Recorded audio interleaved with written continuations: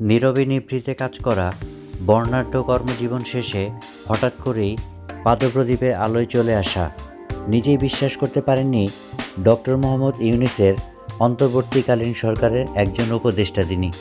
সুপ্রদীপ চাকমা ক্ষুদ্র নৃগোষ্ঠী চাকমা সম্প্রদায় থেকে উঠে আসা এক দায়িত্বশীল পুরুষ। জন্ম 1961 সালের খাগড়াছড়ির কমলছড়িতে।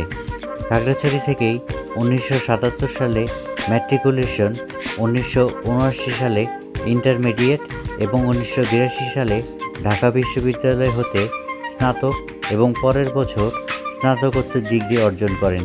সপ্তম বিসিএসের পররাষ্ট্র ক্যাডারে 1985 সালে কর্মজীবন শুরু করা এ মানুষটি দক্ষতা ও নিষ্ঠার সাথে দায়িত্ব পালন করেন মেক্সিকো ও ভিয়েতনামের রাষ্ট্রদূত হিসেবে। নিয়েছেন দেশি বিদেশি অনেক প্রশিক্ষণ। পেশাগত জীবনে রাবাত, ব্রাসেলস, আঙ্কারা ও কলম্বোর বাংলাদেশ দূতাবাসে বিভিন্ন পদে দায়িত্ব পালন করেছেন।